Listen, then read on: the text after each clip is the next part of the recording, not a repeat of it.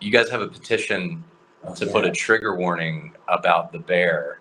It is I. Yes. It is you. Hell yeah, you have a petition. Look, I couldn't make it through the first season. I even tried again, and I think you're dead on, because like I want to watch something and not feel like I'm at work, and it was like going through the worst rush ever. We a ton in this motherfucker.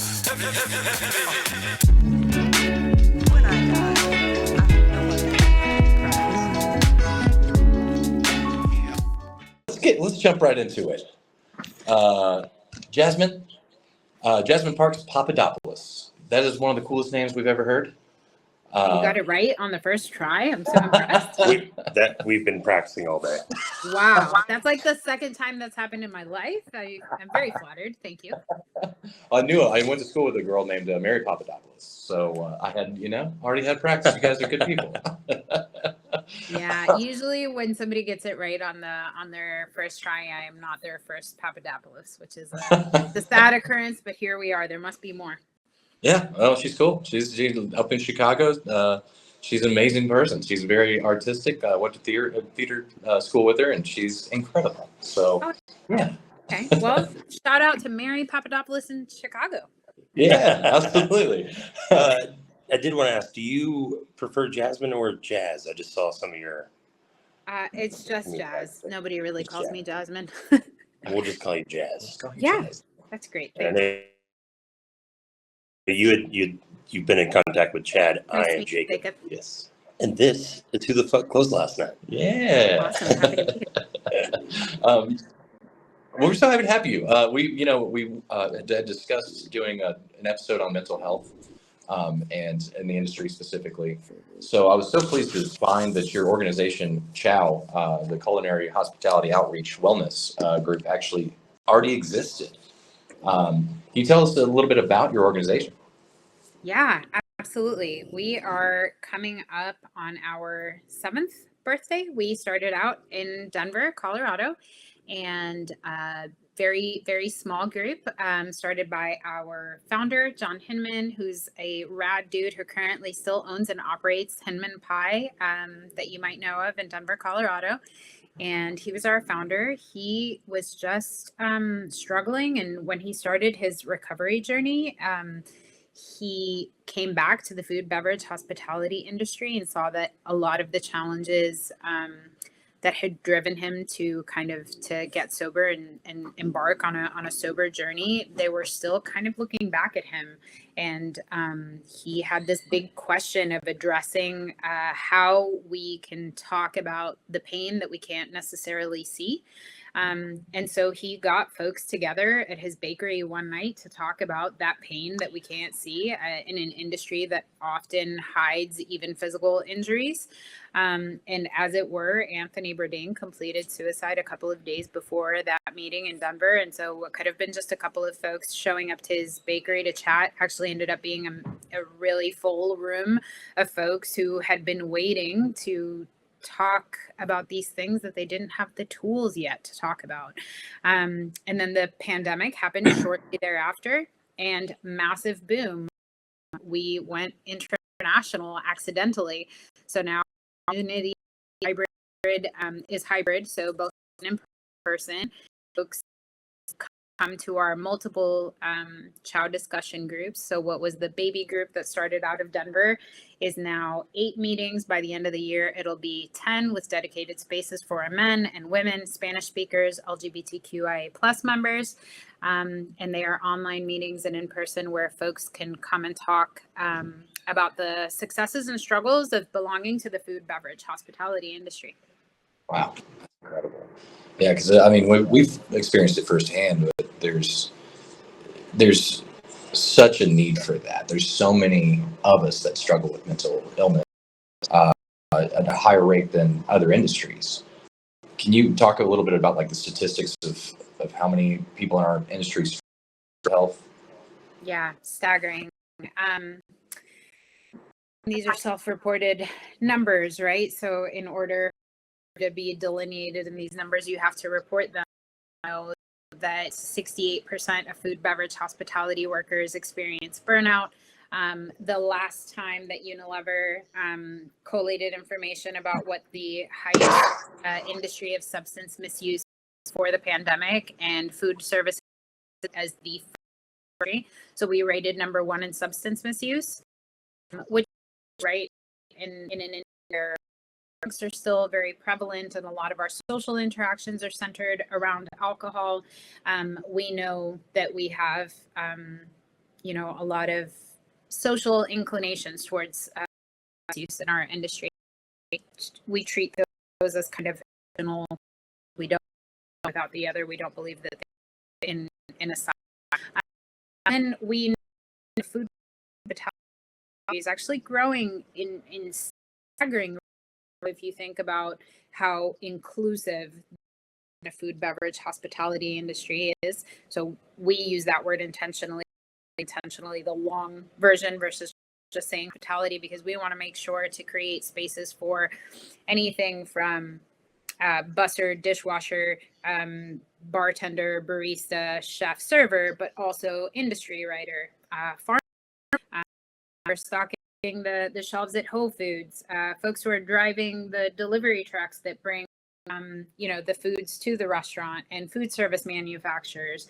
And so we are growing at such a rate than the mental health spaces. IP put them in the real world. And so we know that right now, if every clinical mental health care provider who were to fill up their docket, their 8 hours a day completely with food, beverage, hospitality workers, we still outnumber them 29 times.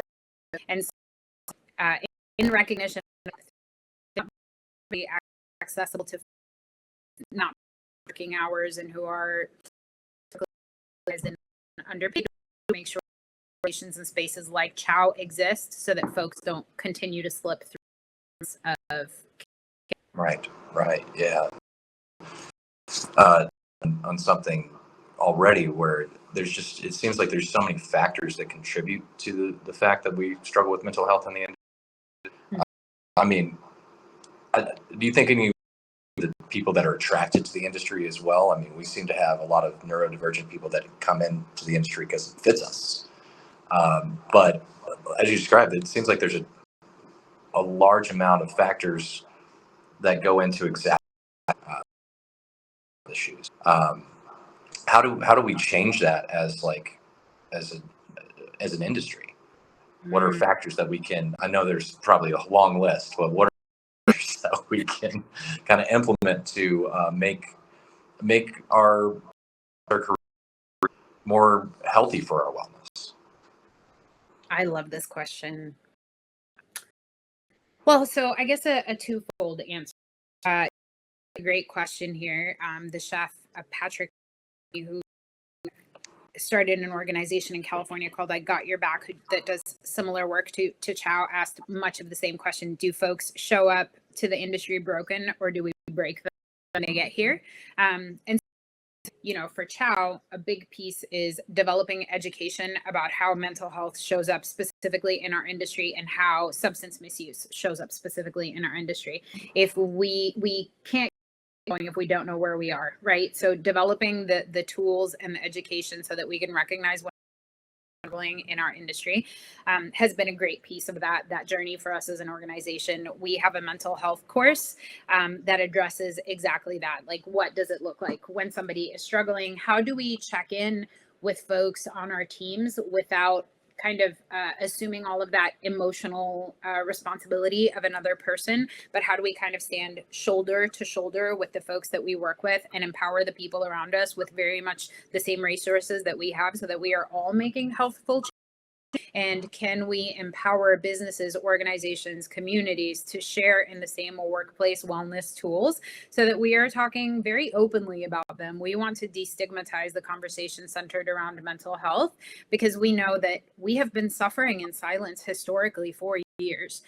A lot of folks to that silence and to the inability of the food, beverage, hospitality industry to address a lot of those a lot of the challenges that are nestled in just, this is how it's always been done.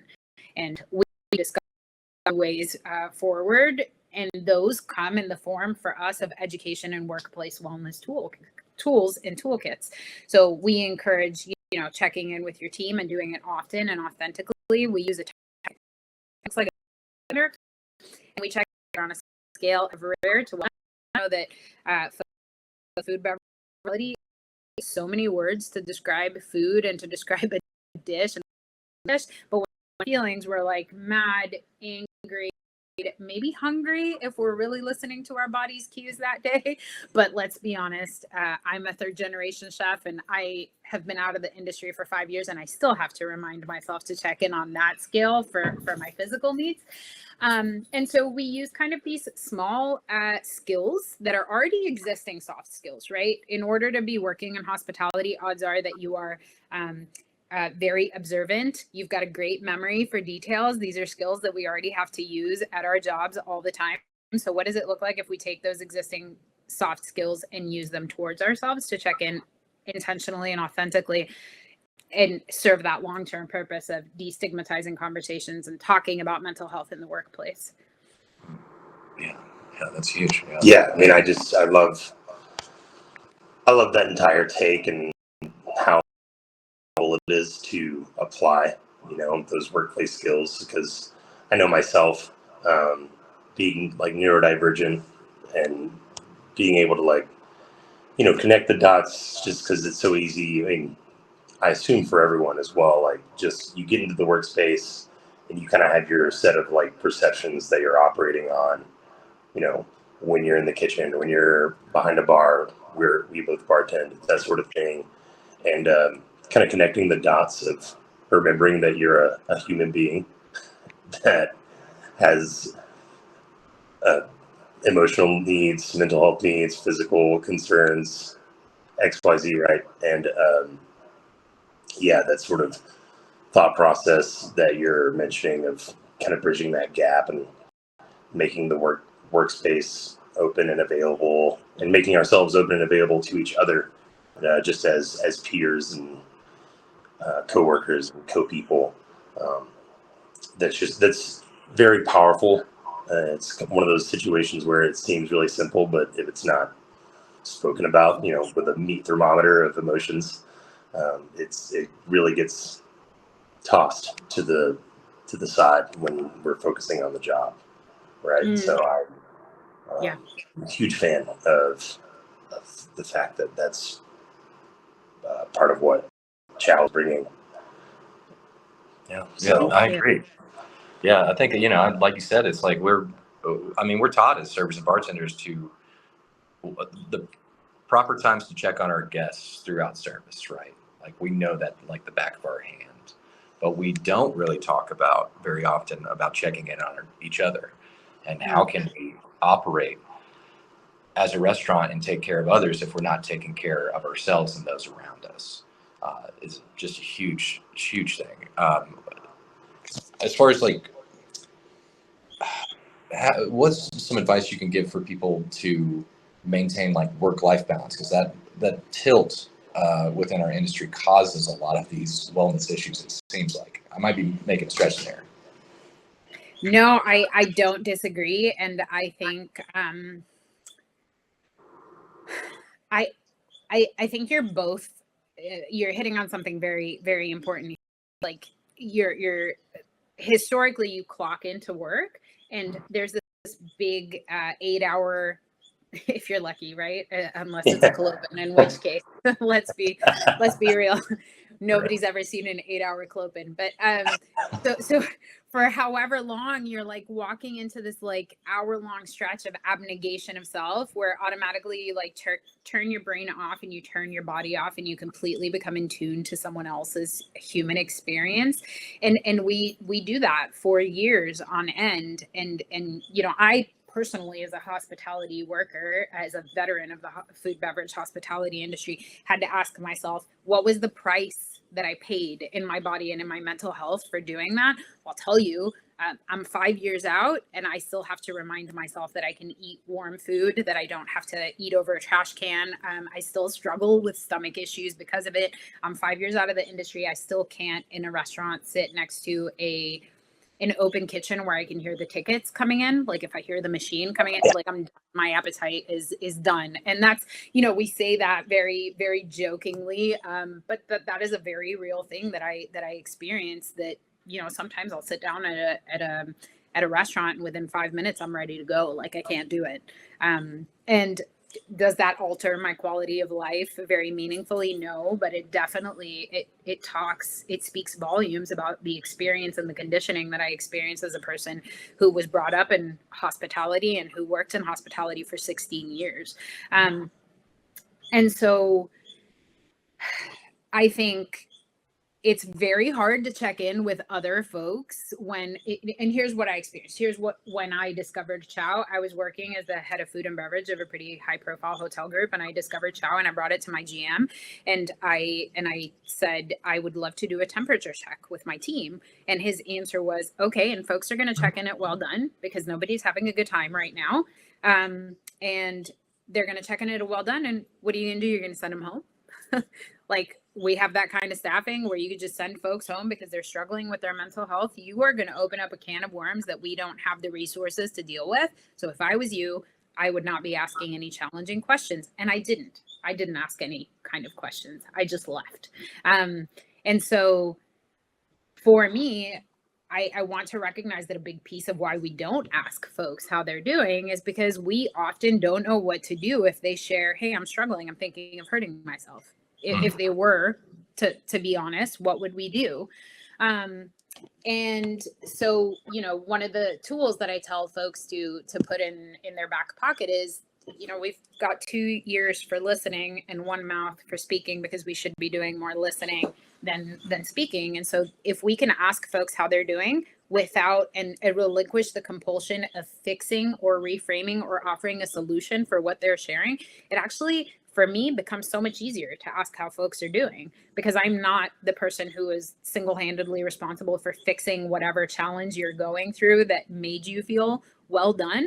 And so I can just ask you about it and be human with you for a second, because I might not relate to whatever challenge you're going through that day, but odds are I can probably relate to the feeling of being well done over any X thing that happens that makes folks feel well done.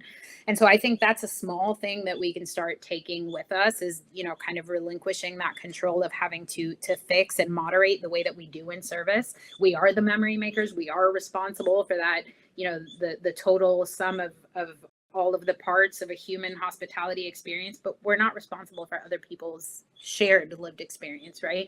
So maybe if we just, like we said, stand shoulder to shoulder, check in without the compulsion to fix, maybe it becomes a little bit easier to be able to do it. And I think that's step one in any conversation. I think we've touched on this in a previous podcast, but that manager or that leader that said that was going to open up a can of worms. Having been in leadership myself, actually, when you do allow your employees to take a mental health day, when you do sit down and really hear what is going on in their life, they become more loyal because they trust you more, and it actually makes a better employee when you treat them like a human being and not like just a cog in the machine. Which kind of brings us to, because leaders go through their own struggles with mental health, right? They're many times they're working 60, 70, 80-hour weeks, which is a major problem. But what are things leaders can do for their employees beyond just talking to them when it comes to scheduling, team building, stuff like that, that can actually build a culture for better mental health and wellness within their staff? I often tell folks, this is the answer you're going to dislike the most, because it's very much like a Pinterest cross-stitch quote that you have behind you about masks. But one of the most effective things that we have learned, because CHOW is a listening organization, so all of the programs that we've developed or resources we've developed, it's because we've heard that they worked for somebody. So they've been tried and tested in certain restaurants, bars, organizations that have shared those success rates with us. And so we borrow that and share it with other folks to start the conversation. So one of the things that we've learned can be the most powerful from leadership is use a resource and role model it to the rest of your team and speak candidly about it. And what do I mean when I say that? I mean, hey, Chad, did you know that we actually have an EAP? And I didn't know this, but our EAP actually covers financial wellness. So I was able to request seeing a financial coach because I've really been struggling with trying to figure out how to budget for the holidays coming up, not knowing how many shifts I'm going to have. So I was able to see the financial coach. The really weird part was that it took about 48 hours for them to even acknowledge that the email came through. But then once they did acknowledge it, I was able to be seen almost right away. And so I was able to talk to somebody online, or I could have gone in person. And so what I'm doing here is I'm walking you through the process and telling you what my success was in getting it done, what the struggle was, this resource, right? So instead of preaching to you about how financial wellness is a huge piece of wellness, stress about our finances, what we do is really invest in our financial wellness. I'm going to tell you how I'm going to walk through my own roadmap to wellness resources of us have shared in common, so that you know what to expect, because there's no greater way to encourage folks to try something than to demystify it and like simplify it and walk them through it and make it just a little bit easier. Does that make sense? Yeah, absolutely. I guess I'm curious in experience of growing CHOW and trying resources. What seems to be the barrier to getting mental health resources, or witnessing someone, obviously, like, people need to like make the choices for their companies. What has been the hardest thing that you've seen? I'm kind of a top down culture issue where business owners, all the way from like the ownership, executive chef sort of situation, are kind of responding like that chef story that you told. But what is sort of that most difficult point of entry into bringing a culture of mental health awareness and communication into the restaurants or hospitality spaces, is a better way to say that? That is a super insightful ask. I think we are realizing that folks are now at different kind of stages in the conversation centered around mental health and wellness. And I want to acknowledge that a lot of that landscape is changing. I started off at CHOW 5 years ago as a volunteer. I consider myself a CHOW success story. At the time, I actually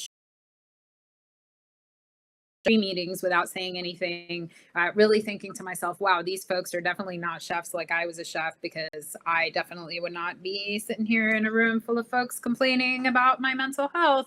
And then on meeting 4, they like cracked me open like a nut, and I was like, oh God, Yeah. I did not have a good time. Everything was terrible.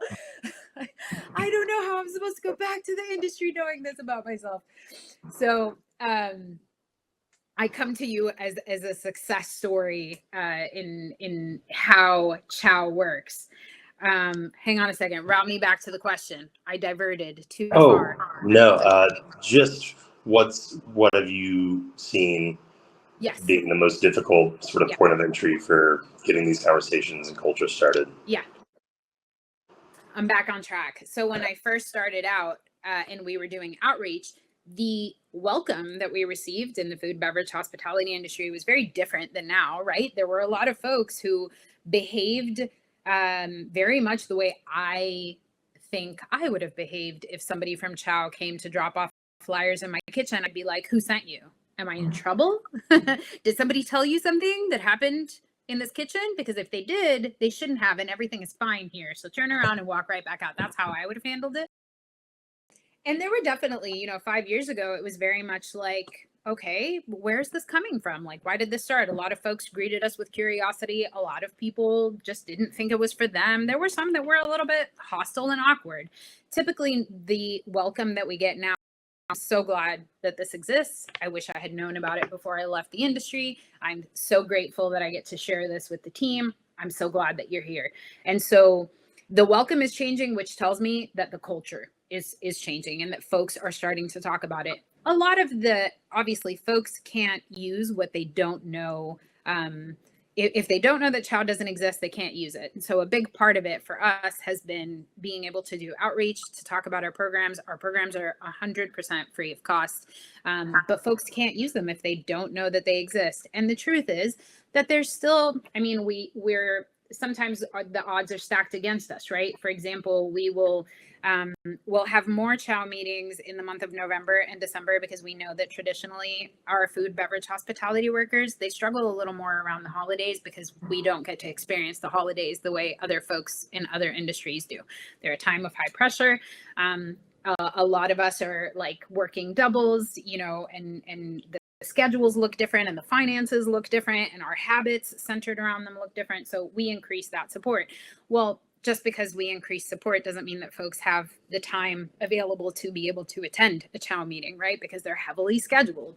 And so finding times to make ourselves accessible for our community can be a challenge sometimes. How far along folks are in the conversation can be a challenge. Sometimes folks us into panels and pre-shift conversations where we are so impressed by the amazing wellness practices that we hear. We actually put together a workplace wellness toolkit filled with all the cool stuff that we've heard folks are doing for their staff. And sometimes we'll walk into a restaurant where folks are still calling each other a family. And we're like, hey, have we thought about what it means when we say that, you know? And we realize that there's a little bit more rolling up of the sleeves to be done. So I think it's just how the culture is developing and at what speed. Yeah. So if I'm someone, you know, just an employee at a restaurant, which I am currently, that is interested, because a lot of our listeners are really just, you know, our workers, not as many people that are necessarily managers or owners. The steps that I could take to incorporate CHOW and present the fact that you guys exist to a restaurant that I would work in. Great question. So I think for all of you listening, you know your workplace and how far along into that conversation you are better than anyone. So we can support you with anything from we've sent folks outreach materials that they just dropped off in the break room without saying much. So we can just send you flyers and you just very covertly drop them off in your workplace. We've had folks who have filled out contact us forms. We have pre-shift presentations. And for those of you listening who are not food, beverage, hospitality workers, a pre-shift conversation is something that you have before your shifts starts or before you sit down before your busy service starts up. And typically front of the house manager and back of the house manager will take everyone working and let them know what the special is and what we're out of and what our goal is. And, you know, when the majority of our reservations are coming through. So it's just kind of a way to funnel down in the people who are about to work a shift. We want to be as a conversation as the sustainability of materials and what's been 86th for the night. So we show up to these pre-shifts and we say, hey, here's what CHOW is. Here's when our next meeting is. Do you have any questions? And we normalize those conversations. So fill out a contact us form and tell us that you want us to come out and do a pre-shift over at your restaurant. We do those virtual person, just about anywhere in the world. We can send someone out from CHOW to speak to you. So it can be as a low lift of just being able to drop off materials and talk to folks on your team, or as big as getting someone from CHOW to come out and center that conversation for your business. But we are happy to support anyone who is interested in any way, wherever you are on the journey. Tag us in and we'll go with you. I love that. I love that so much. That's incredible. I want to point something out that I saw on your. I don't think you even know about this yet. Something I saw on your website when I was looking at your stuff. You guys have a petition to put a trigger warning about the bear. It is I. Yes. It is you. Hell yeah, You have a petition. Look, I couldn't make it through the first season. I even tried again, and I think you're dead on because like I want to watch something and not feel like I'm at work, and it was like going through the worst rush ever. So tell us about this petition. Okay, first I want to validate your human experience because I have heard that from so many people. they weren't able to. Our CEO, Erin, one of those is often like, give me a level overview, but I can't do it. Yeah. She's not a great. So I want to preface by saying that there are a lot of food, beverage, hospitality workers who are speaking out against bear. I want to preface this by saying that my petition is called a love letter to the bear, because I believe in order for something to have been so activating for me, I think it was very accurate. There were a lot of scenes that I saw my human experience portrayed back to me. I found myself moved and activated by that content. We have resources for folks who are emotionally moved and activated. We have places where we can go have those conversations with support now. And so I believe that any kind of consume in 2025, if you see something with intimate partner violence, right? Black screen at the end, here are your resources if you are a victim of intimate partner violence. I believe that a lot of folks in our industry, and the research shows that a lot of folks in our industry suffer from PTSD as a result of experiences that we lived through. To watch a piece of content that moves us or triggers us, activates us, and there are resources available, and we are not showcasing them as support with that content, is that not just a manipulative exploitation of food, beverage, hospitality workers' stories without any kind of transformative power there? I believe the bear is an accurate representation of at least what I lived through in the industry. And organizations like CHOW, and there's a lot of partner organizations that are doing incredible work like CHOW, have now developed the resources so that that doesn't have to continue being the experience of food, beverage, hospitality workers. And I think that when you have a piece of content that has such a high reach and you are talking so intimately and vulnerably about people's stories, I believe that the support piece has to belong there in order for it to not be exploitative. That's a great way to put that. Yeah, I mean, I will be signing the petition personally. Thank you. Thanks. But yeah, I mean, we just are so appreciative for you and the organization that you're with, and just being able to bring these conversations, even just in this moment where we're talking with the podcast, exactly part of what me and Chad want to do with our platform, and just like continue to build the community around the real people.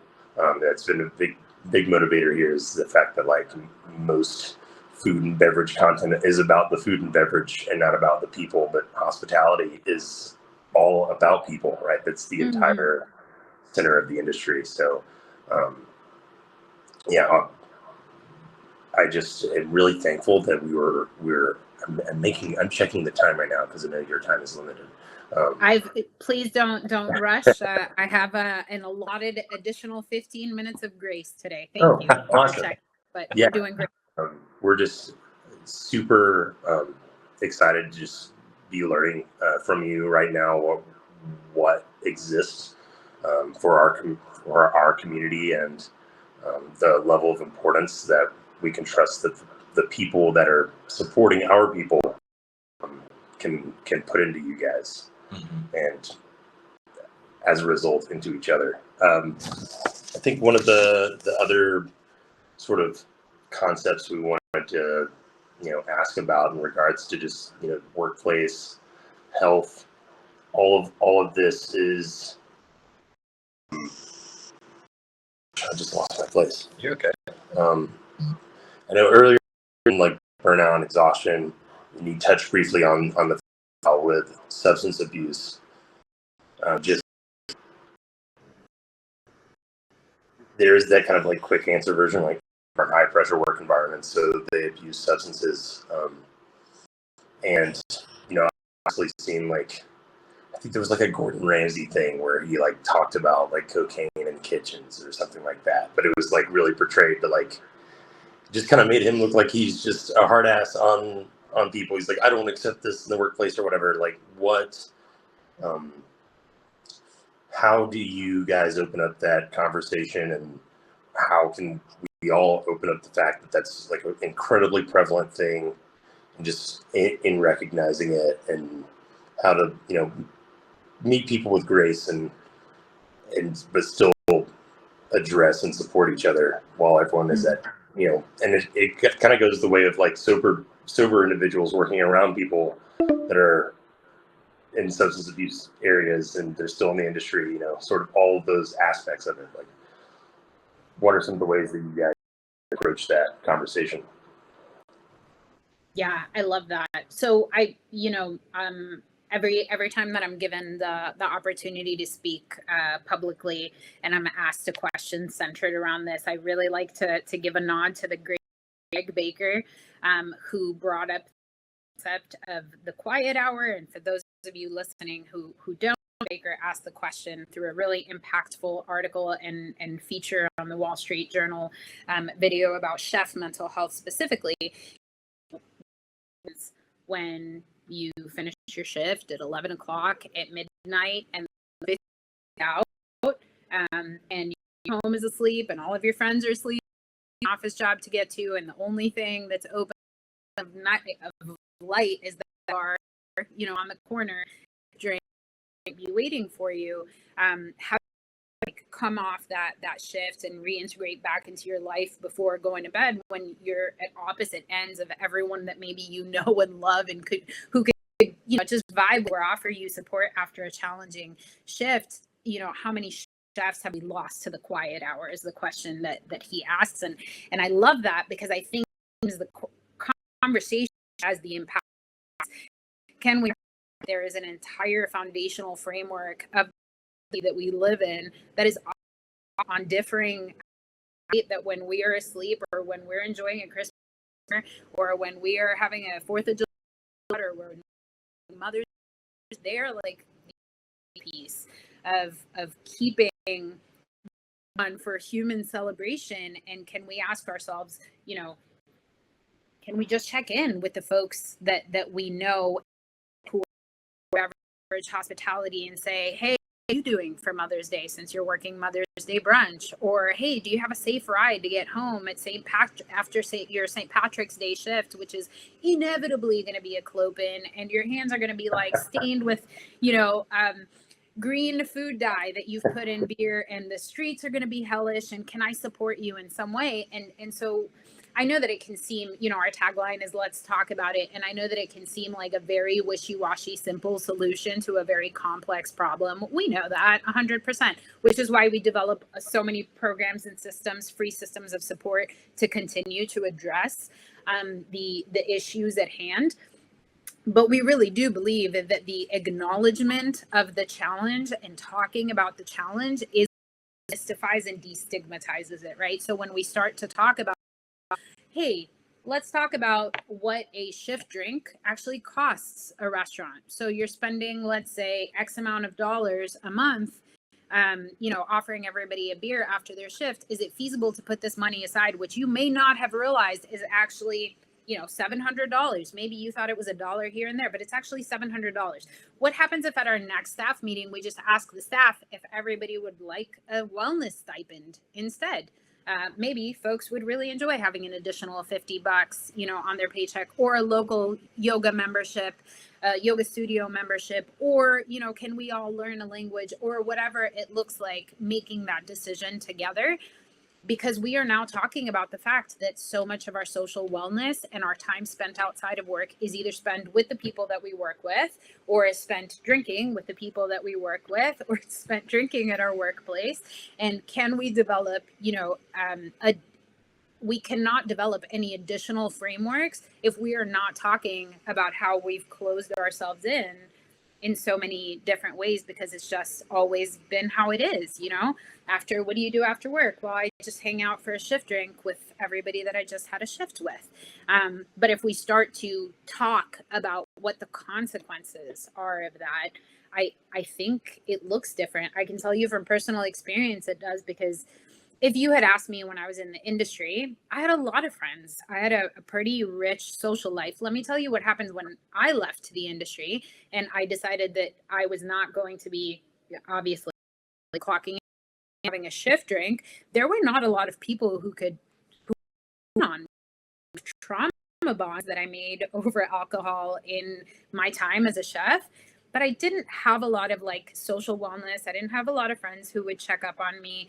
I definitely had no hobbies. I like because my entire identity, personality. And so the discovery of my personhood outside of the food, beverage, hospitality industry was a Herculean effort that I could have not seen coming when I was in the industry. I was just like, I'm a person that has a job and I enjoy that job. I did not realize that job was like 105% my whole personality. Yeah. That's incredible. Yeah, I think you touched on so many important things. But like, I want to give a shout out to a gentleman that we're actually about to interview in a couple of weeks. His name is Bill, the owner of Kawani. And on our opening, just like meeting, he had a realization that you just spoke on, where he was having they used to have shift drinks after every shift, and he started to notice. He started having incidences of like, you know, an employee that was arrested for a DUI, an employee that like missed a shift because they had gotten too hungover the night before, and he made the decision that he was like, you know, I don't care what you guys do after work. I know you're probably going to go over to the bar next door, but I care about you guys, and I don't want that to start here. So he calculated how much they were spending on the shift drinks. And like once a week, he orders from whatever restaurant they want for like a family meal that's not just from their restaurant. It was just like a small part of him caring about himself, or caring about his staff, rather. What I also wanted to point out to something you said, that so many of us, not even just in this industry, find our identity as what we do for a career. And that is a dangerous thing for anybody, because we are so much more complex as humans than just, you know, I'm Chad the bartender, this is Jacob the bartender, you know. Finding who you are beyond your job is a difficult thing, but it's so important. How do we encourage people to have hobbies beyond this, and how do we give them the space to do that? Is that like a scheduling thing? Because that's you've blown me away by how much is changing in the industry. We've touched on it. A lot of it started during COVID, but man, it's hard to have a hobby or find yourself beyond who you are as a chef or a bartender if you're working 80 hours a week. Absolutely, 1000%. And so I guess this touches on something that you asked me before that I thought that I didn't fully develop about work-life balance. Well, we say, here's what we imagine. We imagine an industry that we call the sustainable workforce. Because what if it wasn't about work-life balance and trying to figure out who I am outside of work? But what if I didn't have to check my whole self at the door? What if the things that I am, a person who like knows a lot of pop culture facts, what if that adds to my value as a food, beverage, hospitality worker? What if that makes me, you know, incredibly funny and witty and like a joy to be around? Because I have I go to trivia nights every Wednesday. And so I have a lot of random pop culture trivia. And that's not something about myself that I need to check at the door. Or, you know, for me, what that has looked like. And let me be very honest. I had zero work-life balance. I now work for a mental health nonprofit. My boss still has to remind me I have unlimited paid time off. I never take it. My boss still has to tell me that I'm not going to get fired if I take a day off. She still has to remind me I'm like 5 mental health awareness campaigns deep. And every May for mental health awareness, she's like, hey, if you're burning yourself out running the marketing campaign for mental health awareness, this is not working. So I need you to take a couple of days off. Yeah. Because in my head, I still work with a prep list, right? Wherever you go, there you are. And so for me, like the workday is not over until my prep list is over. And sometimes my prep list is really, really long. So I have had to accept that I am a 360-degree, 3-dimensional human being. And that one of the reasons that I'm really good at my job and multitasking Is because I'm a mom, for example. And whereas when I was a chef, I spent years working with people who had no idea that I had children. I missed every one of my kids' special milestone occasions because you were never going to catch me taking family time and making an example out of that for my team. Because if anybody had asked me, can I take off the day for my son's kindergarten graduation? The answer would have been squarely no. So I never took the time off. Instead, now I speak openly and candidly. Instead of apologizing for the fact that you can hear my kids in the background in the summer, I say, thank you for your patience. I'm so fortunate that I get to work from home with my kids. And I make a lot of space and concessions, and I bring a lot of my personhood and I bring a lot of myself to conversations in a way that I hope to model, and that CHOW as an organization hopes to model, that there are small ways in which our personhood can come to work with us, and that it can be revolutionary to a sustainable workforce if we just fight that model of I've got to check myself at the door. Let's turn that whole thing on its head. Okay, let's say that I'm struggling. I'm at a well done because I'm going through a divorce and I've got no childcare. Does that make me any less able to get through this shift? Am I any less valued or valuable if I, am candid with people? Am I going to take, and here's what we're thinking, right? You're thinking that a server is going to go up to the table that's enjoying their 10-year anniversary and she's going to burst out crying and say, I'm in the middle of a divorce and I hate it here, and stomp and leave. But the truth is that people fundamentally want to do a good job. People fundamentally want to be productive. They want to feel valued and they want to feel valuable. And when we give them the opportunity to just be honest and sit in their personhood and bring a little bit of their personhood to work, nothing bad happens. They just end up being people wherever they are. And so I believe, at least what has been my experience, is that I've stopped living in that idea of my work-life balance and I got to clock out of work in order to then be a mom, and say, what are the things about me that are that I cannot separate from my personhood? And so wherever I occupy a space, those things come with me and I can speak about them and still be professional and still be productive and still be valued and still be valuable and really good at my job. We routinely start all meetings by doing a temp check. And a lot of times there's team members who check in as well done. Well, we don't just shut the Zoom down and go home. We're just okay, cool. Today's a well done day. How can I support you? Is there anything that you need done? Can we shift any work between us? Which in the industry would look like, can I give you a 10-minute break, go out for an additional smoke break every hour so that we can make it through? Can I sit down next to you at family meal and you and I can go through resources that I know of alone? Is it possible for you to start off with a shift meal instead of getting it at the end of the shift so that you could start off with a little break, right? All the things that we can do instead of saying, I'm not going to ask because what am I going to do with well done? Well, you don't have to control it. Ask folks what it is that they need for their personhood so they can bring their personhood to work. I love that. And I love the whole conversation, and I wish, I feel like we could cover things for hours more with you. But I just want to give you just kind of a last kind of end of the call, end of our time here, to sort of, if you want to blast out how people can find CHOW or whatever sort of super plug-in about Meetings you coming up, or meetings you got coming up, or anything maybe Denver related, and also just initially or finally, just thank you for joining us today. Yeah, I want to thank you so much. I'm so grateful for the invite and to be here. Like I said, folks can't use any of the programming if they don't know that it's available. So any opportunity we have to be able to talk about our mission is just so important. And I'm so grateful. And I love all the questions that you've asked me. I wish this conversation could continue forever because I love being able to talk to similar background and similar shared lived experience. There's so much that we can connect on. I think my plug, which is anytime I'm at a conference, podcast, anything at all, this is my final thing. If you are in food, beverage, hospitality, if you know someone in food, beverage, hospitality, if you love someone in food, beverage, hospitality, if you value someone in food, beverage, hospitality, then CHOW is for you. It is for all of the above things. We do hard things all the time.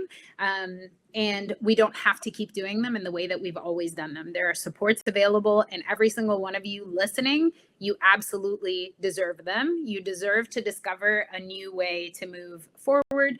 And if nothing else, just folks who can listen to your successes and struggles and really connect with them in the way that we just did, right? Being able to start a conversation with the same kind of language with each other that makes you feel really heard and seen.